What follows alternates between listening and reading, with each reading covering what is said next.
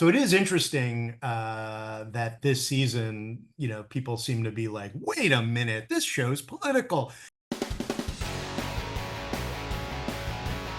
This country is corrupt beyond repair, so we gotta save it. Friends, you better think again. It's not gonna be easy. We'll have to do some terrible things. For the greater good. You'll no longer be beloved celebrities. But with good in the fewest of ways. You will be wrathful gods. Show me a little wrath. Sides to run, sides to run in the world. Congratulations on season 4. I'm tired because I stayed up till 3:30 in the morning watching the whole season. Oh no. Oh I no. was like, this is too good to stop. Okay. So the last couple episodes, oh my God, blew my mind. Oh, good. Thank you. But we'll talk about that later because I want to do that for Yeah. after the show airs. Yeah. But this time the show's always been about kind of these undertones, social and political undertones, right? Like I've seen it, from the very start. But this season you go head on, right? Yeah. Like using actual language, which Yeah. was like, whoa. So what was the decision in that? Like, why did you want to go head on? I feel like the world has gotten scarier and crazier, and I think we're just reflecting that. Or the world has become more like the show. I don't know. But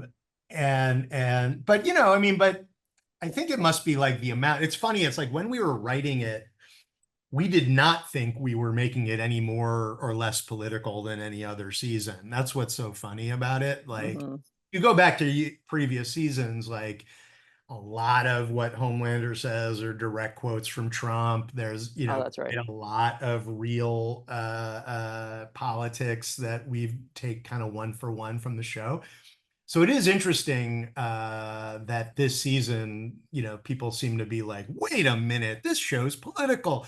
And I'm like, it's kind of like always been there. Yeah. And maybe it's just because it's about the presidential election and January 6th. But for the record, we did not necessarily set out to really blow the doors off really blow the doors off it being political. I think we were just writing what we were scared of, and it just came out that way. Yeah, no, I mean, like I said, it was, there's a lot of it in the previous seasons, but here you Yeah. actually hear the abortion language. You're like, and she's like, that sounds crazy, right? And we're like, yeah, that sounds crazy. It sounds like the whole thing that's going on in the world sounds like a show. Yeah, right. I know. Right? Jesus Christ. Yeah. And so when you go into the writer's room for season 4, obviously it gets harder, right? As the seasons go to come up with new stuff. So, do you have exercises on how you like a writer's room? I mean, it's a writer's room, right? You're constantly like playing back and forth. Yeah. I mean, the hardest bit is finding new character stories. The crazy stuff is not particularly hard. It's just more fun,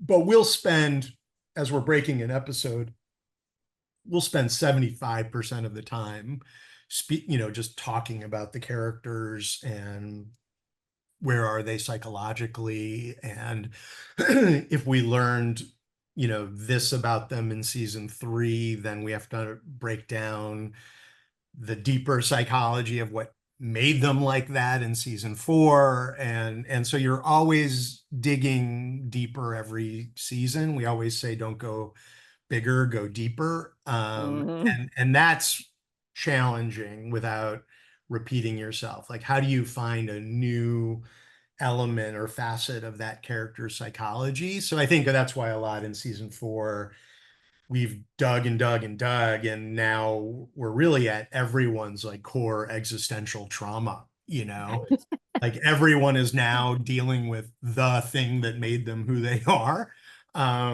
which is another good reason why it should end in season 5, because it's like, this is sort of like in the big movie, this is like the end of act 2 where everyone's in their own demons. And then act 5, and then season 5 will be like the act 3 climax of the movie. Then everyone pulls their shit together and fights the good fight, and then everybody goes home. I love the Sage character, even though she's using her powers for bad. Yeah. But some of her words were just like, wow, you know, when she's talking about how democracy comes to an end, the Greeks and the Romans, their democracy came to an end. That's kind of bone chilling.